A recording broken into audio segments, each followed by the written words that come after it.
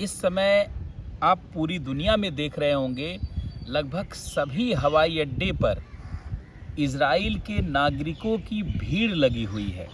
चाहे ग्रीस में देखें, चाहे लंदन में देखें, चाहे न्यूयॉर्क हवाई अड्डे पर देखें या इवन दिल्ली के इंदिरा गांधी हवाई अड्डे पर भी इज़राइल के नागरिक जो पूरी दुनिया में किसी भी काम के लिए, पर्यटन, बिजनेस या आदि कार्यों के लिए गए हुए थे, उनकी हवाई अड्डों पर भीड़ लगी हुई है। वो भी जानते हैं आप, भीड़ किस लिए? ताकि हमास ने इज़राइल के ऊपर जो आतंकवादी हमला किया, बर्बरता और क्रूरता के साथ इज़राइल के नागरिकों को मारा, उससे लड़ने में योगदान दिया जा सके।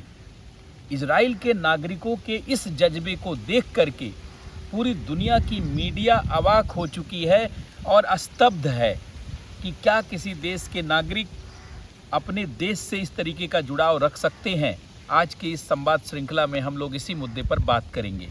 कहा जाता है कि हर व्यक्ति के पास 3 माँ होती है, जननी, जन्मभूमि और मातृभाषा। और कहा जाता है व्यक्ति को इन तीनों के लिए अगर बलिदान देने का मौका मिले तो उसे बहुत ही खुश होकर के और बहुत ही आगे बढ़ कर के इसके लिए बलिदान देना चाहिए। भारत के स्वतंत्रता संग्राम में भी हमारे स्वतंत्रता संग्राम सेनानियों में चंद्रशेखर आज़ाद, भगत सिंह जैसे अनेक सेनानियों ने आगे बढ़ कर के मातृभूमि के लिए अपना बलिदान दिया। लेकिन फिर भी हम पूरे भारत के लोगों में ऐसा जज्बा आज़ादी के बाद पैदा नहीं कर पाए। इज़राइल के नागरिकों को देख करके लगता है कि किसी को अपने मातृभूमि से क्या इतना ज़्यादा जुड़ाव हो सकता है। सोचिए, लोग युद्ध से भागते हैं, युद्ध का नाम सुन करके लोग बचते हैं, सुरक्षित ठिकाना ढूंढते हैं कि हमें बचने का मौका मिल जाए। और इज़राइल के नागरिक पूरी दुनिया में हवाई अड्डों पर भीड़ लगाए हुए हैं, अपने पैसे से टिकट कटवा करके इस विपरीत परिस्थिति में इज़राइल जाना चाहते हैं। और केवल जाना ही नहीं चाहते, इज़राइल के युद्ध में सक्रिय रूप से भाग लेना चाहते हैं। ये खासकर न्यूयॉर्क हवाई अड्डे पर जिस तरीके की यहूदी लोगों की भीड़ लगी हुई है, यहूदी नागरिकों की, पूरे विश्व के मीडिया में पूरी ये खबर वायरल हो रही है। पहले लोगों ने सोचा किस तरीके की भीड़ है। जब बातचीत किया तो देखा कि ये सब यहूदी नागरिक हैं जो इज़राइल के या तो नागरिक हैं या यहूदी हैं, वो इज़राइल के लिए लड़ने के लिए जाना चाहते हैं। सोचिए, इज़राइल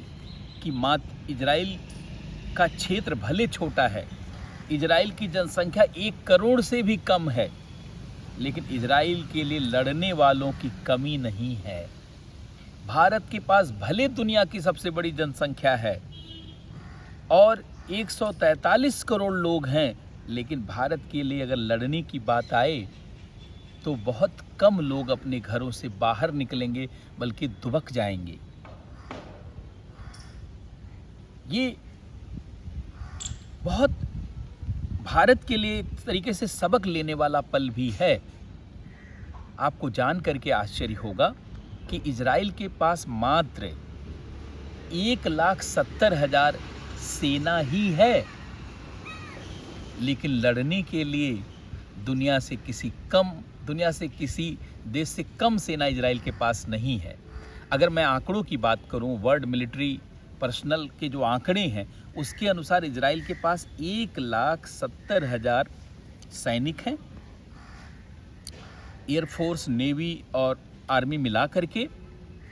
लेकिन ऐसे लोग जो युद्ध लड़ सकते हैं, ऐसे लोगों की संख्या लगभग 17 लाख है। और रिजर्व मिलिट्री के अंतर्गत लगभग 4,65,000 लोग हैं, जिसमें से आप देख रहे होंगे कि 3,60,000 लोगों को अभी रिजर्व फोर्स के लिए उनकी संख्या बढ़ा करके रिजर्व फोर्स के लिए बता दिया गया है कि आपको युद्ध लड़ना पड़ सकता है।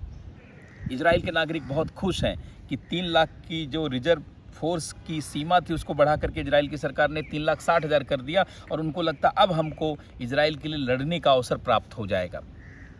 आप सभी लोग जानते होंगे इजराइल की इस तरीके की शिक्षा व्यवस्था है जिसमें 12वीं पास करने के बाद हर स्टूडेंट को, अगर वो मेल स्टूडेंट है मतलब लड़का है, बेटा है, तो उसको लगभग 32 से लेकर के 36 महीने की ट्रेनिंग दी जाती है युद्ध की। सोचिए 2.5 से 3 साल का प्रशिक्षण दिया जाता है।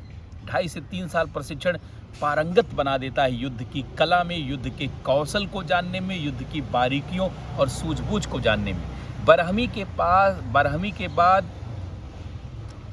जो फीमेल स्टूडेंट हैं, मतलब बिटिया है, जो लड़कियां हैं, उनको 2 साल का प्रशिक्षण दिया जाता है, 24 महीने का प्रशिक्षण दिया जाता है। अर्थात इजराइल की हर महिलाएं जो 12वीं के बाद पढ़ती हैं, उनके पास 2 साल का प्रशिक्षण होता है। और 2 साल का प्रशिक्षण, जानते हैं, एक सैनिक बनने के लिए, एक सैनिक कौशल विकसित करने के लिए कम नहीं है।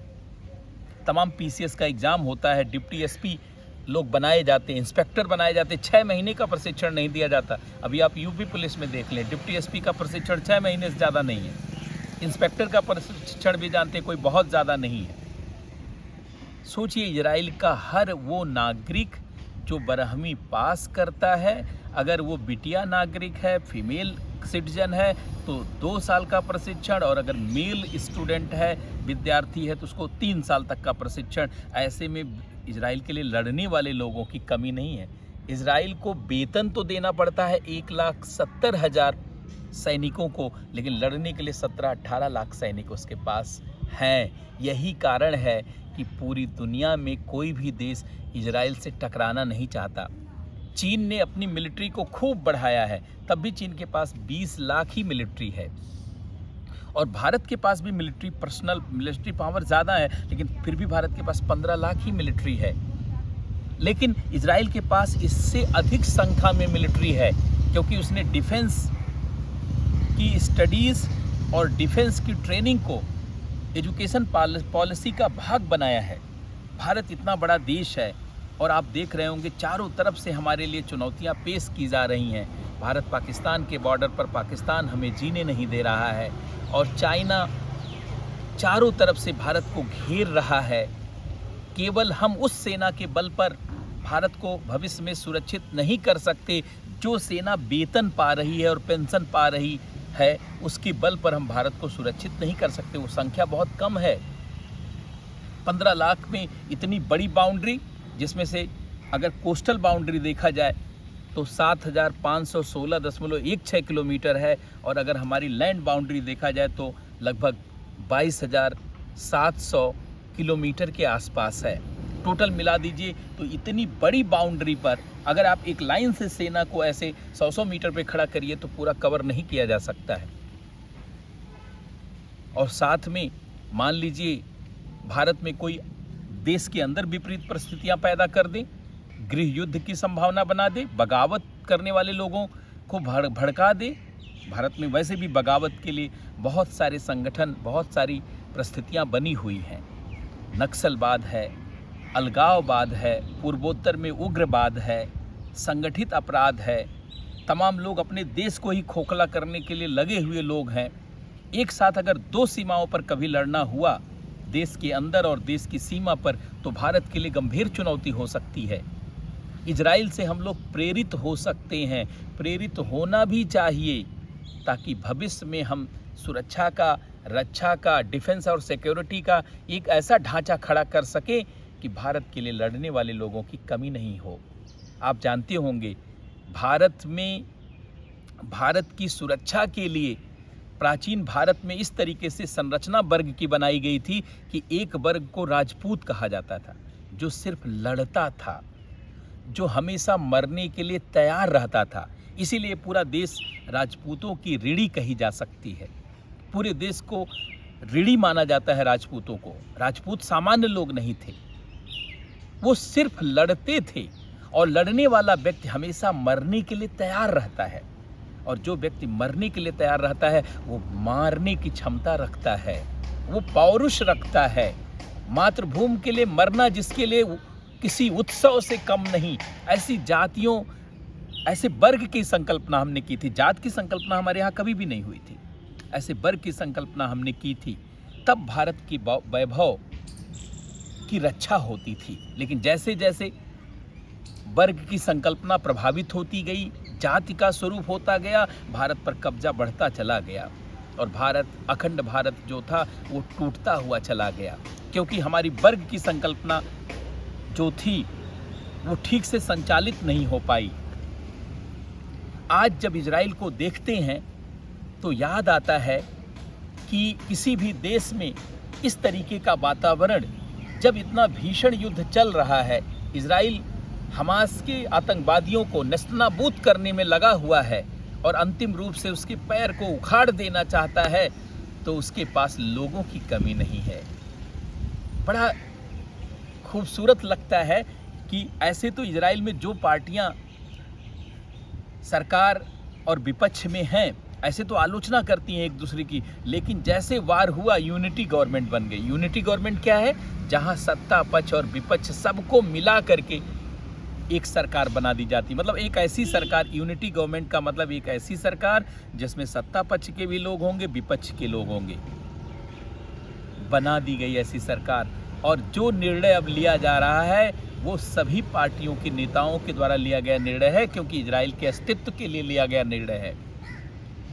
आपको जान करके बड़ा अच्छा लगेगा कि सुभाष चंद्र बोस ने सबसे पहले प्रस्ताव दिया था कि भारत अगर आज़ाद हो तो भारत में चुनाव ना करवाए जाए, यूनिटी गवर्नमेंट बनाई जाए, जिसमें सभी पार्टियों के लोग हों, सभी पार्टियों के नेता हों और देश के विकास का खाका खींचा जाए कि अगले 20 वर्षों में देश का विकास कैसे करना है।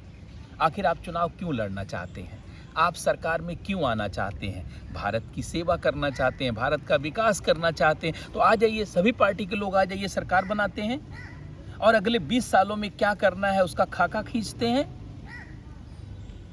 लेकिन जानते हैं, कोई तैयार नहीं हुआ। सुभाष बाबू को बदनाम किया गया कि ये आदमी लोकतंत्र के विरुद्ध है, तानाशाह है। लोकतंत्र के विरुद्ध नहीं थे, वो भारत के पक्ष में थे।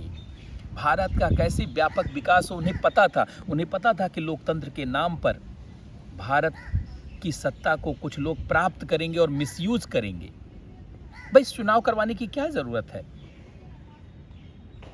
खासकर तब जब भारत में इतनी अशिक्षा, जब देश आज़ाद हुआ 18% जानते उस समय जनसंख्या थी, तो सुभाष चंद्र बोस ने कहा कि अगले 20 वर्षों तक सबसे पहले देश में 100% साक्षरता लाई जाए, शिक्षा की व्यवस्था बेहतर किया जाए, बिजली की किया जाए, पानी की किया जाए, मूलभूत सुविधाओं को सब तक पहुंचा दिया जाए, और जब सब ठीक हो जाए तब जानते हैं चुनाव शुरू किया जाए। क्योंकि हमारी अशिक्षित जनता को, गरीब जनता को शराब बांट करके, फुसला करके, बहला करके, पैसा बांट करके वोट अर्जित कर लेंगे और कह देंगे फिर लोकतंत्र के माध्यम से सरकार बनी है, जन समर्थन। अरे क्या जन समर्थन, बेवकूफ बनाने वाली बात है सारी। इजराइल के नेताओं से प्रेरणा ली जा सकती है कि जैसे ही युद्ध छिड़ा सबने मिल करके एक नई सरकार बना ली, ताकि युद्ध के लिए लिए गए जाने वाले निर्णय में किसी को संदेह ना हो, कोई युद्ध पर अंगुली ना उठाए, अपने देश के ही द्वारा, अपने देश के सैनिकों के द्वारा किए गए कार्रवाई पर कोई प्रश्न चिन्ह ना खड़ा करे। और साथ ही उस इजराइल के नागरिकों को बहुत बहुत धन्यवाद, उन्होंने इस तरीके से पूरी दुनिया को मैसेज दिया कि यहूदी भले कम संख्या में हैं लेकिन किसी से कम नहीं है। पूरी दुनिया के हवाई अड्डों पर भीड़ लगी हुई है।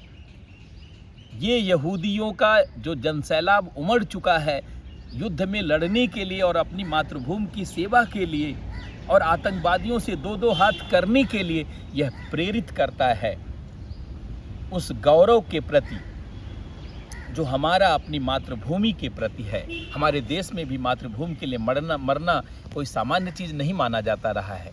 आप जानते होंगे, जब भगवान राम ने रावण को हराया और श्रीलंका पर विजय प्राप्त की, तो लक्ष्मण ने कहा कि भैया श्रीलंका सोने की बनी हुई कितनी अच्छी लगती है, अब हम लोग यहाँ भी रहेंगे। तो भगवान राम ने कहा नहीं लक्ष्मण, ये विभीषण को दे दिया गया है, हमारा तो वही अयोध्या है। जननी, उन्होंने कहा यद्यप स्वर्णमयी लंका नाते लक्ष्मण रोचते, जननी जन्मभूमस् स्वर्गादप गर्यसी। जन्मभूमि से बड़ी क्या चीज़ हो सकती है लक्ष्मण, हम लोग उधर ही चलेंगे रहेंगे। और भरत इंतजार कर रहे हैं, 14 साल से एक दिन भी ज़्यादा हुआ तो भरत जिंदा नहीं रह जाएगा। सोचिए, हमारे यहाँ ये गौरव भगवान राम ने स्थापित किया था और हमारी पूर्वजों पुरखों ने ये गौरव स्थापित किया था। आज इजराइल को देख करके लगता है कि हमें भी वो गौरव स्थापित करना चाहिए। इसलिए इजराइल का जानते हैं हर नागरिक सैनिक है, ये मान लीजिए। और मैं बता रहा हूँ, कई देश मिल जाएंगे तो उतना मिलिट्री पावर नहीं तैयार कर सकते, उतना मिलिट्री पावर को प्राप्त नहीं कर सकते जो इजराइल के पास है। इसलिए अब आतंकवादियों खैर नहीं, इजराइल के नागरिकों का जज्बा देख करके, उनका जुनून देख करके, उनकी तैयारी देख करके और पहले से किए गए उनके जानते हैं कार्यों को देख करके लगता है कि कोई देश अगर बनना चाहिए तो इजराइल जैसा बनना चाहिए, और अपने मातृभूमि के लिए अगर लड़ने का जज्बा होना चाहिए तो इजराइल के जैसा होना चाहिए, और सरकारें होनी चाहिए तो इजराइल के जैसी होनी चाहिए, नीतियां होनी चाहिए तो इजराइल के जैसी होनी चाहिए, और शिक्षा व्यवस्था भी होना चाहिए। आखिर हम शिक्षा से कायर कई बार पैदा कर रहे हैं। हमारे यहाँ भी शिक्षा में जानते हैं सैनिक प्रशिक्षण अनिवार्य किया जाना चाहिए, और 12वीं के बाद ग्रेजुएशन वही विद्यार्थी कर सके जो कम से कम 2 साल का सैनिक प्रशिक्षण प्राप्त करे। सभी बेटियां, सभी बेटे जो शारीरिक रूप से सक्षम हैं उनके लिए हमारे यहाँ पर मिलिट्री ट्रेनिंग को अनिवार्य किया जाना चाहिए, ताकि जिस दिन भारत के लिए लड़ने की ज़रूरत पड़े करोड़ों लोग खड़े हों बंदूक चलाने के लिए, हथियारों से लैस हों और ज्ञान और विज्ञान और सुरक्षा की सारी बारीकियों से परिचित हों। इस तरीके का जानते एक समाज खड़ा करना है, और ताकि आने वाले समय में जो भारत को विपरीत ढंग से देखते हैं, भारत को विखंडित करना चाहते हैं, भारत के विकास से जिनको जलन है और जो आने वाले समय में भारत को मिटाना चाहते हैं, उनके मंसूबे कभी सफल ना हो सके। तो आज के संवाद श्रृंखला में हमने इसी बात पर बात करने का इसलिए निर्णय लिया कि मैं स्वयं भी प्रेरित हो गया। कल जो बहुत सारे हवाई अड्डों पर इजरायलियों की भारी तादाद में जो इजरायली खड़े हुए अपने ही पैसे से, अपना ही टिकट कटवा करके, वो भी लाइन लगा करके, सबको मौका नहीं मिल रहा है, इसके बाद भी कह रहे हैं कि हवाई अड्डे से हटेंगे नहीं। इजराइल के लिए लड़ने का मौका हमें मिलना ही चाहिए। ये गौरव बोध कराता है मातृभूमि की रक्षा के लिए। बहुत बहुत धन्यवाद सबको, बहुत बहुत नमस्कार।